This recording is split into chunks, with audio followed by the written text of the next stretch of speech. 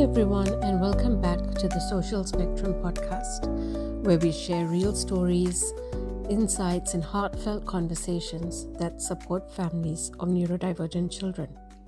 I'm your host, Archana, and today I'm honored to be speaking with Yenn Purkis, an autistic advocate, award-winning author, speaker, and a passionate voice in the neurodiversity movement. In this episode, Yenn shares their personal journey, powerful reflections on building resilience in autistic children, and what true inclusion really looks like. So whether you're a parent navigating the diagnosis, an educator seeking deeper understanding, or simply someone who cares about creating a more inclusive world, this conversation is for you. Let's dive in. So, hi, Yenn. Welcome to the Social Spectrum podcast. Thank you. So, would you like to share your journey with us, a little about your journey and what led you to become an autism advocate and an author? Wow, how long have we got? So, I'm an autistic and ADHD advocate and author. Been working in this space since the early 2000s. I have a very interesting life history. So, I was born in the 1970s, and at that point in time, there was very little knowledge or no knowledge about autism, really. So I struggled as a kid. I was very academic, I was very smart, but I was very unpopular. Had a lot of bullying, particularly in high school, which left me quite traumatized, I guess, and led me to be in a very negative space and to be actively seeking out negative things for myself and for others. So it was a really difficult time. I left home when I was 17. My parents, who are lovely and who I am still in touch with, and they're both alive and well, but they were at the time members of quite a conservative Christian church. And I was not quite a conservative Christian person. It really didn't suit. And when I was 14, I joined the socialists. And so I left the church and I was lots of arguments with my parents. So when I got to the end of year 12, I finished school early because I got advanced. And so I left school at 17 and I left home at 17. Moved to Melbourne, ended up getting a job, as you do. Um, Enrolled in university. I was going to art school, and then through the socialists, I met this man who's 8 years older than me, and he was a really scary criminal. But I didn't know that, and it didn't sort of occur to me that the penny never dropped until the point it did. And then I'm like, oh my gosh, I'm in really deep with this scary guy, and if I leave him, he will probably hunt me down and kill me. So I went along with him, even though I didn't want to, and ended up committing crimes with him. And I went to jail for 6 months. Oh. And this is a pivotal moment in my life, and I was in such a negative place. And when I got out of jail, I was quite traumatized by the whole thing because basically you're at risk for your life all the time. It's like school, but the Yeah. bullies will kill you. So as soon as I got there, I figured that out because I'm quite smart. And I thought, okay, I've got to fit in here or I'm going to really suffer. So I did. I worked out, I observed what was going on around me. I worked out what criminals like, what they don't like, what makes them angry, what will result in you getting your head kicked in. And I Yeah. was so good at this that nothing bad ever really happened to me in there from the other inmates. So when I was released, I didn't realize I was traumatized, but I started using drugs in a bad way, like a very addictive.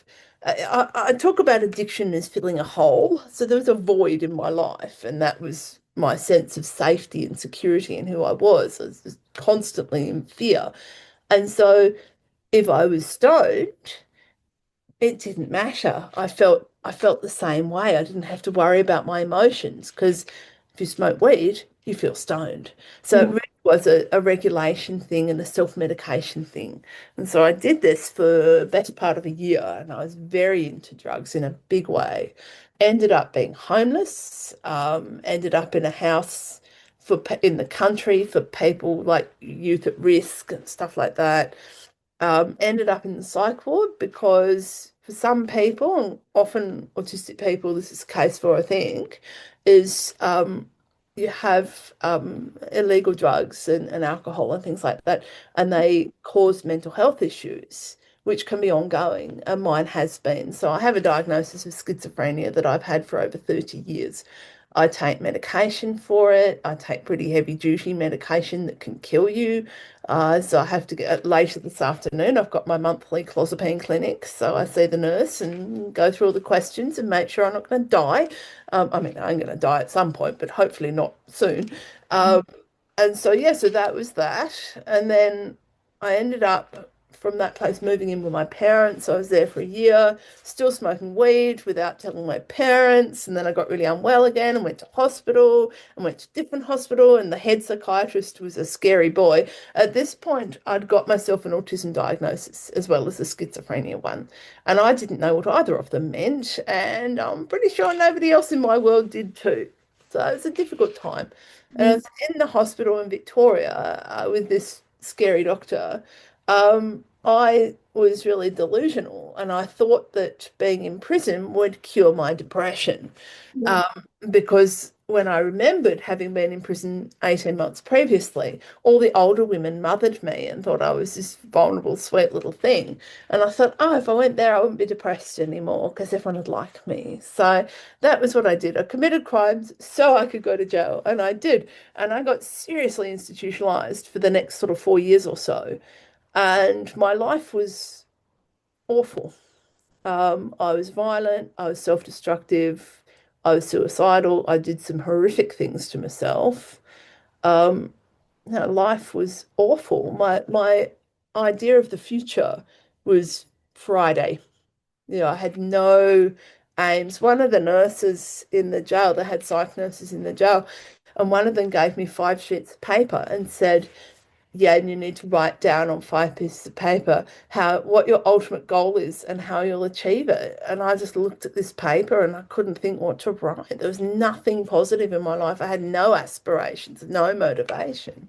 And then in 2000, I was released from prison for the last time. Well, I assume for the last time, not planning on going back. And things changed. So initially, I was in a residential place for people with mental health issues, and I was there for 6 months, and that was really helpful. And all of these things just scaffolded my changed identity, I guess. And so by the end of 2000, I decided I wanted to be, in my own words, ordinary. Now, that sounds horrible. I don't think anyone wants to be ordinary, but what it meant for me was to have an education, a job, a mortgage, and a suit. So that was in 2001. Less than 8 years later, I had all those things. This Wow. is about me. There's a thing. So my dad used to have this friend in the church who was some kind of business consultant, and he Mhm. was a really good judge of character. And this is when I was about 8 or 9, and he said, Yan will get in life whatever they put their mind to. Yan can be whoever and whatever they like. Mhm. And that was true. And I'm actually going to do a blog post about this because in the last 6 months, for the first time in my life, I've been genuinely happy. That's amazing. I mean, Yeah, I had this whole journey and I was living in Melbourne, I was in public housing, it was really fraught. And I met somebody who changed my life, who was an autistic person. It's my mhm, mentor, the amazing, the late, great Polly Samuel, who mhm, wrote some books in the 1990s about her experience as an autistic person. mhm, And they were international bestsellers. There were no other books by autistic people about their own experience. I think Temple Grandin had written one, but it was about autism. It wasn't really about her. yeah, Whereas, as was Polly, wrote books about her experience, her lived experience, and people loved these. They were really interesting, and people really got into them. And yeah, so Polly had this massive profile. Even when I met her, which was about 15 years after her first book came out, people knew who she was. She was very, very high profile. And I met her at this course that we did for autistic adults, so that we could give talks to yeah, high school students about autism, which is a good thing. And I did this. This was one of my jobs when I was at uni. yeah, Met Polly, and I had no idea who she was. I was hadn't really seen myself as part of the autistic community before. I guess I didn't even know there was an autistic community at that point. And Polly just loved me and said, Yenn, you need to write your life story. And I said, no, I can't do that. If I do that, I'm opening myself up to all the judgment in the world. I really don't want that. And Polly said to me, never forget this. She said, well, when I give talks to parents, there's always a couple up the back and they leave before the end. They don't stay for the questions, they don't stay for the cup of tea. And those are the parents of the autistic young people in the criminal justice system.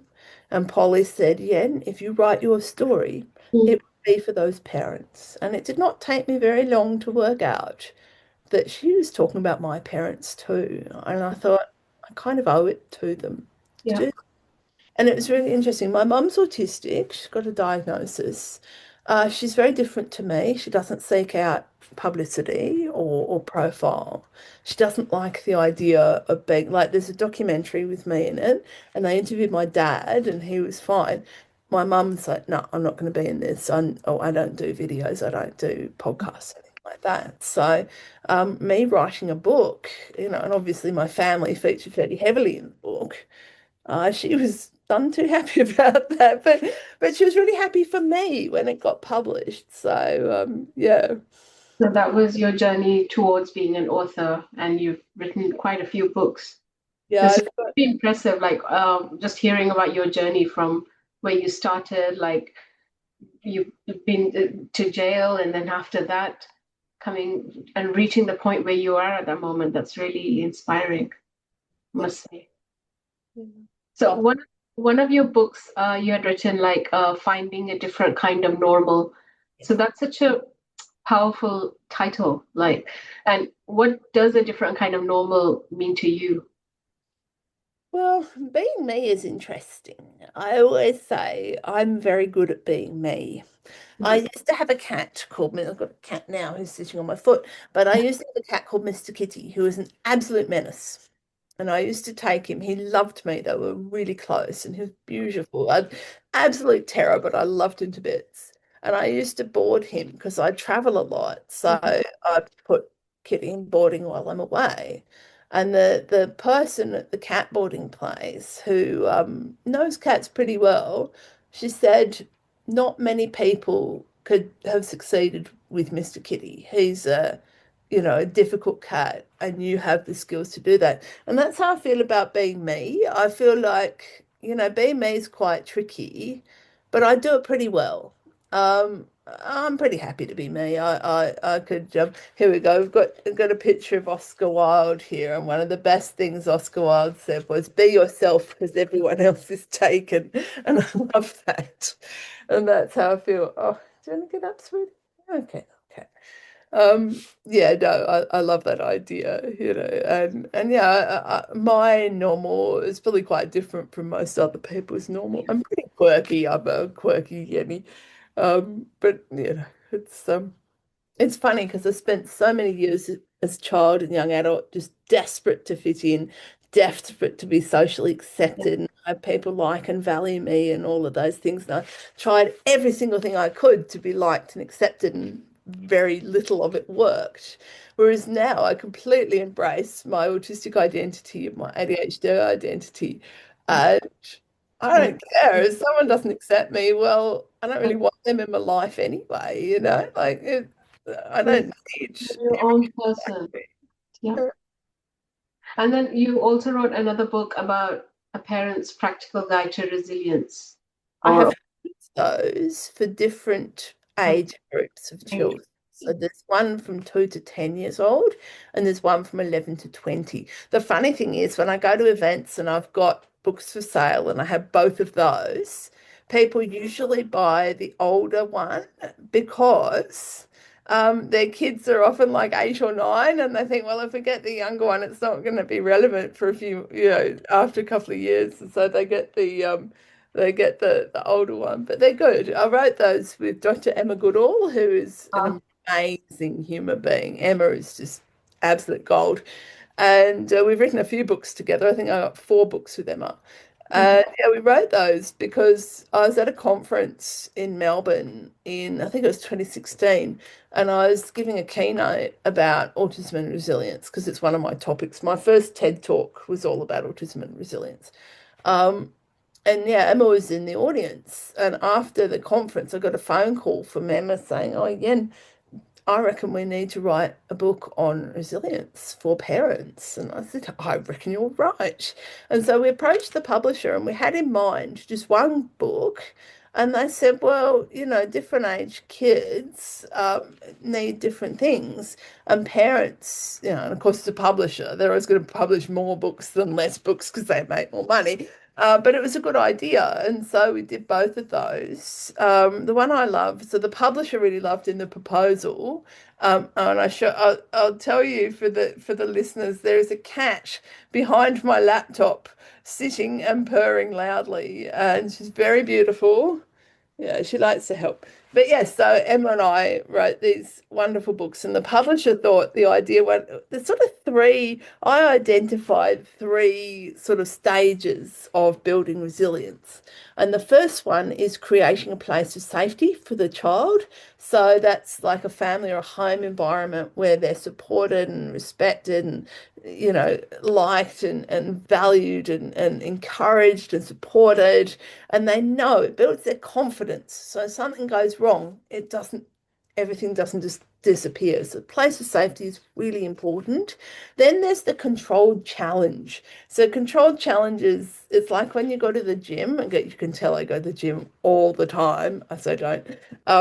When you go to the gym and you start out and you get the little tiny 1 kilo weights and you're lifting them and you're going, oh, I'm going to be sore tomorrow. And then after a couple of months, you've got the heavier weights and you don't actually know at which point you've been able to lift the heavier weights, but you've got to that point. So that's like your controlled challenge. The one that I use as an example from my life is employment. So I couldn't work at all for about 12 years. I was so anxious that if I got a job, it would just do dreadful things to my mental health and I wouldn't be able to keep the job. So I went from that to being a full-time public servant. I was a public servant for 17 years, most of that time as full-time. And it was using control challenges at work that got me to the point. If I'd got out of prison and the next day gone to the public service, the outcome would not have been good. But what I did do is sort of scaffold my confidence around work to the point that it became possible to do a more challenging task. And the final thing is the concept, I love this, the concept of successful failure. So failing successfully, everyone makes mistakes, we all do it. It's not the end of the world. A lot of autistic people, we are perfectionists and we struggle with rejection sensitivity as well. So this means that if we make a mistake, it's often a really big deal and we really stress about it and we think about it more than anybody else does. So if you can actually accept that and say, okay, I did screw up, but what have I learnt from the process? Because hindsight is a really, really good teacher. If you get something wrong and you don't learn from it, then it's a waste. But you can actually get some nuggets from errors and mistakes and screw-ups. Failures are always the biggest teachers. And like, what are some of the common misconceptions that you see parents or educators have regarding resilience in autistic children? I think that the one that really gets me is when it's used out, like in the context of your child needs to harden up. I actually had a parent in a talk I gave on resilience, and at the end, she asked a question and she said, "Look, I liked your talk, but I don't like resilience." And I was intrigued. I said, "Why don't you like resilience?" She said, "Well, my kid was being bullied and I went down to the school to talk to the teacher and the teacher said, oh, your kid wouldn't get bullied if they had some resilience." And she said, "And that's not right." And I said, "No, that's not right. And that's not resilience. That's blaming the victim." So I think that's the most common thing I see around resilience is people misunderstanding it and thinking it's you saying to the child or to whoever, you need to toughen up, which obviously isn't very helpful. And when people think that, then they sort of throw the baby out with the bathwater with resilience. They say, oh no, I don't like resilience. It's like, well, I don't like that kind of resilience because it's not actually what it is. I talk about genuine resilience, and that is helpful and it's a good thing to have. And it's one of those things that sort of ties in and aligns with other positive qualities like boundaries and assertiveness and independence and confidence. Yeah, education, like loads of really positive things that tie in with resilience. So it's a good thing. Yeah. And that would be like that's what I was thinking about, that sometimes resilience is misunderstood as toughing it out instead of actually addressing um so how, like, what I know that parents and carers, they play a very important role in nurturing resilience in their children. So I mean, how can they what tips, or if you have any suggestions that they can do during the challenging social or sensory situations? Yeah, I think understanding the needs, particularly around sensory experiences and overwhelm and stuff like that for your child, and not you get this thing when people sort of try and force their kids to do things that are really upsetting. And you think, well, why? There's a book called Just Give Him the Whale, and it's basically autistic kid wants to play with something. It's like, well, just give him the whale, which is a really important thing. And to, the whole idea of, I mean, there's a fine line between unhelpful challenging and supportive challenging. Yeah. Uh, Like yeah. an example, like for my son, like it was his birthday and we wanted him to, or it was a party, we wanted him to dress according to what we wanted him to dress, like wear a jacket with buttons, and he doesn't like buttons. Yeah. So he was having a meltdown, and it was like, just give it to him. Just why, just take off the jacket if that helps him. I mean, it's not about what we want, it's about what makes him more comfortable. Yeah. If it's not necessary, if it's not necessary to survival and things and navigating life, then yeah, why would you force it? The other thing is to remember that children have the same rights as adults. And this isn't just neurodivergent children, this is all children. We have this attitude that, I remember I was with a friend, and their child is autistic, and they, at this time, I mean, they're a young adult now, but they were a young teenager at that time. And it was a cold day, but this teen felt the heat. And so they said to their mum, we're going to a cafe, and they said to their mum, oh, can I sit, can we sit outside? And the mum was obviously really cold and said, oh, no, that's fine. And that really, it made me think, oh, yes, children have the same rights as adults do. Um, like you wouldn't say if you went there with your adult friend and they said, can we sit outside? You wouldn't say no. But children have the same rights to get their needs met as adults do. And they actually require support and supervision. It's funny because you don't want your child not to be your friend, but you also don't want them just to be your friend because you do need to set boundaries, and that's really important. I think one thing that parents I sometimes come across is that they don't set boundaries, which actually makes it really difficult for the child growing up. So reasonable boundaries are fine, but forcing them to do something that's causing them distress, but which they don't actually need to do, and you do come across this quite a lot. It's like, oh, well, I remember with me when I was at school once and we had a casual clothes day and I had these slippers and they were pink and they were really nice and they looked like shoes, like they really did. And my mum's like, you can't wear those to school. They're slippers. And we had this huge argument. Well, what I did was I put the slippers in my backpack and took out my sneakers. And as soon as I got to school, I put the pink slippers on. So, but in terms of the nature of that situation, Yeah. it really didn't matter that I wore slippers to school. Yeah. It really, really didn't. But my mum got fixated in her brain, said, no, you can't do that. It is quite funny. And we do. Humans do this. We get hung up on things. Yeah. It's more important than it is. Yeah. Yeah, it's difficult. I mean, I'm not a parent myself. I talk to a lot of parents. I always say, the one thing I will say to parents is that you are the expert in your child. Um, I do talk to a lot of parents at conferences and things like that, and often people will just sort of offload everything onto me, like people talking to me for 15 minutes, and they say, "What should I do?" I say, "There's two things. The first one is it's okay, you're doing well." Because parents, especially parents of different sorts of atypical children, Yeah. really worry that they're not doing the right thing. And unfortunately, a Yeah. lot of people will give them messaging to say they're not, even if they're completely ignorant. And the other thing is that I always say is, what are you doing to look after yourself? Yeah. Because you can't help anyone if you're in burnout. You really can't. So looking after you is just as important as looking after your child. Yeah, like the saying says, at first wear the oxygen mask yourself and then you put the oxygen mask on your child. Absolutely. Definitely. So there are so many families which, they struggle with the judgment or the pressure uh, to conform to the, typical standards. So, and what do you wish that more people understood about their children, or, the parents stay grounded in to understand what's best for their child? I mean, I know acceptance is one, but what else do you think? I think remembering that they are children and that they will grow up. It's really Yeah. important.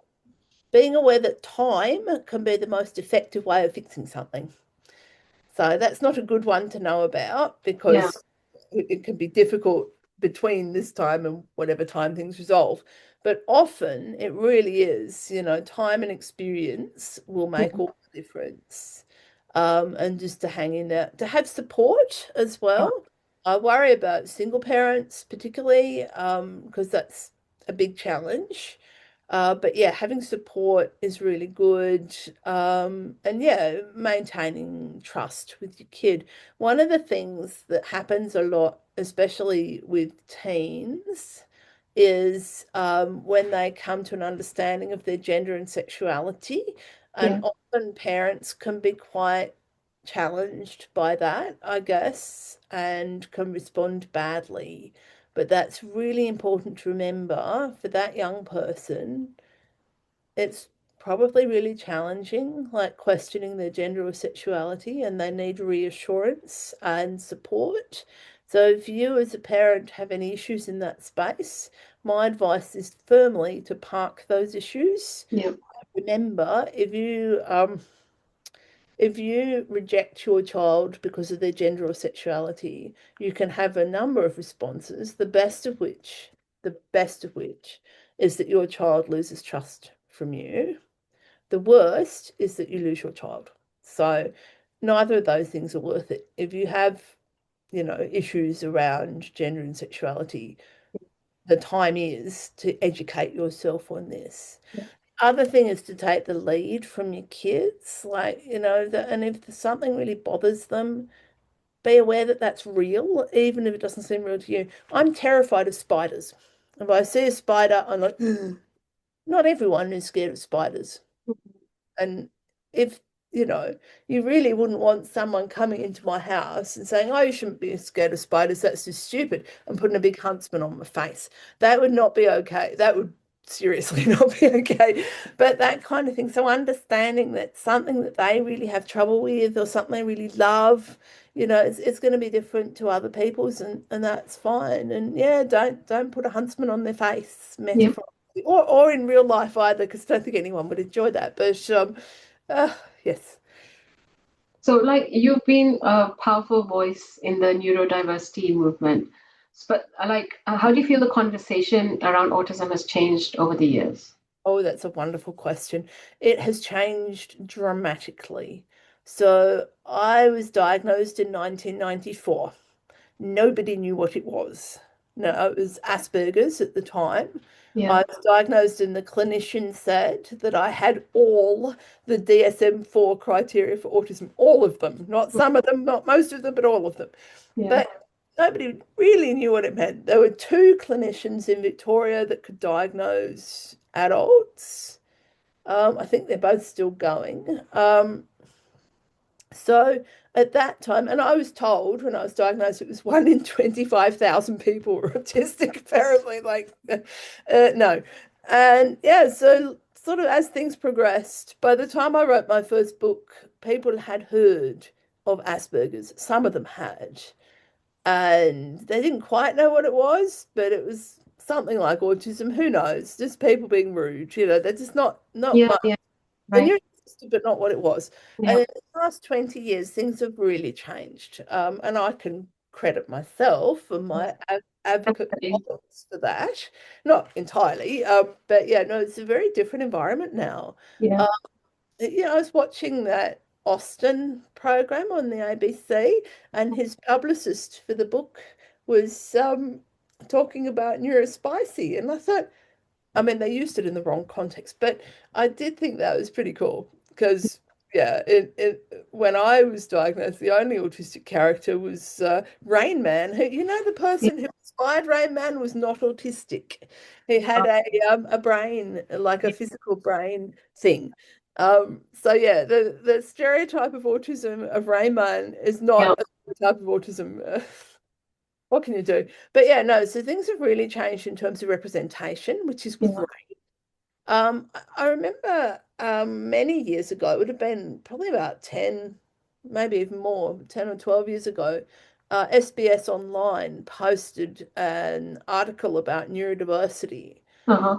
quoted a whole bunch of advocates, and it was amazing. I'd never seen a mainstream media thing talk about neurodiversity, and I didn't know all of the advocates that they quoted, and I just thought, whoa, things have changed. And the other thing I noticed in that regard was when Pauline Hanson shot her mouth off about autistic kids. I can't remember what her problem was. I mean, she's got lots of, Yeah.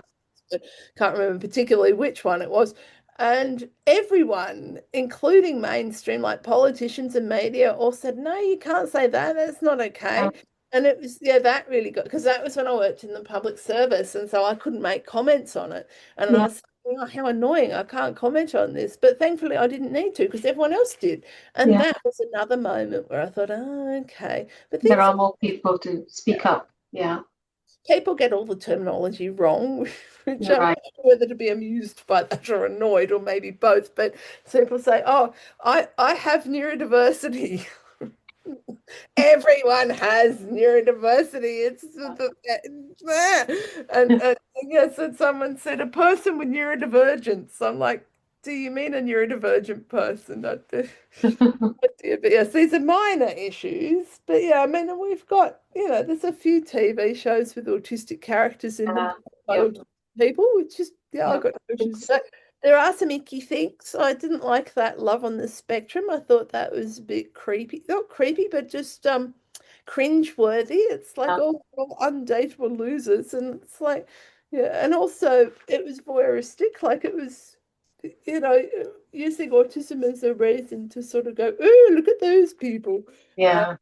yeah, I don't like that very much. Oh, I've got a cat underneath me again now. She So wants, if you could like go back and talk to your younger self, or to your younger self's parents even, what would you say? I'd say to my me, and I actually have a book on this. So I co-edited a book with the wonderful Wayne Herbert, who's a Uh-huh. celebrity. He's awesome.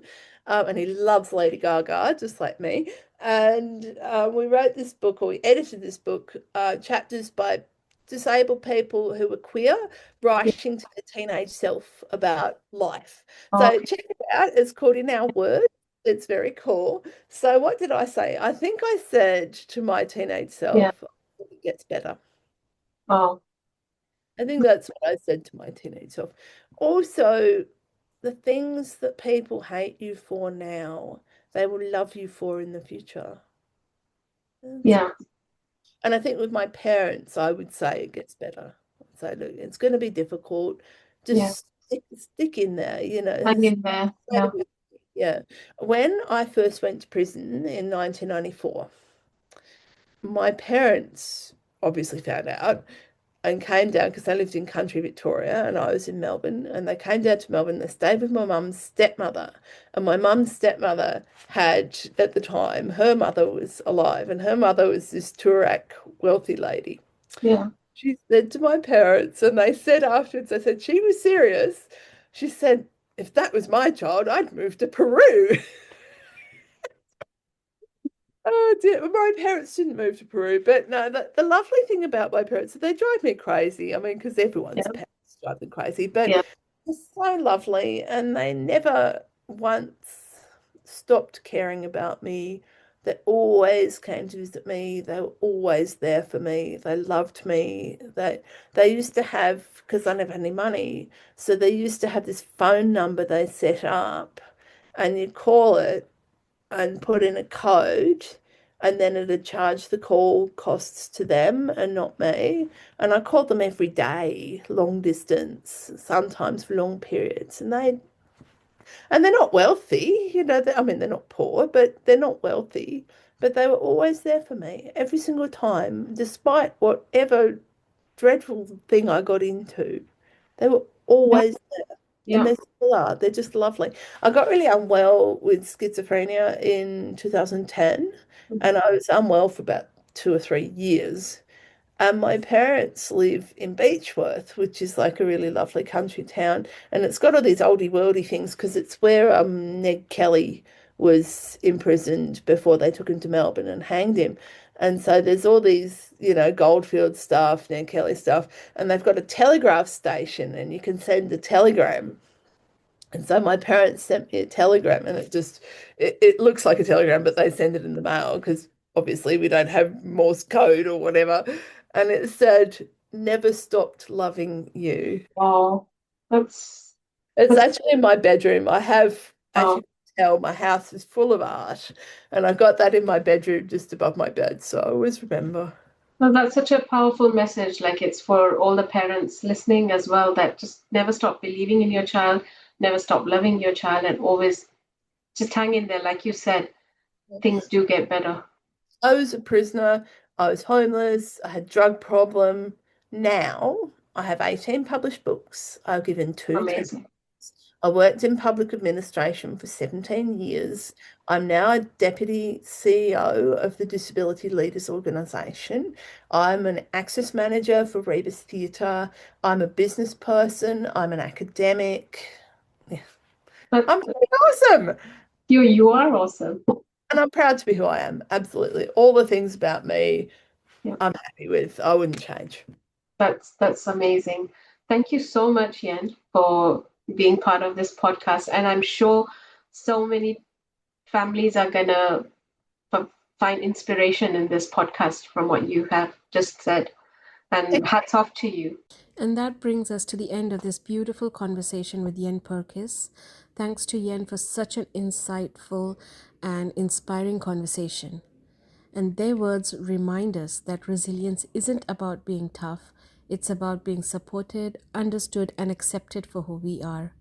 And at Social Spectrum, we believe every family's journey is valid, and every child, neurodivergent or not, they deserve a space where they can thrive. So if today's episode resonated with you, we'd love for you to share it with your community. These are the conversations that help change the narrative, one story at a time. Thank you for listening, and as always, take care of yourself and each other. Bye.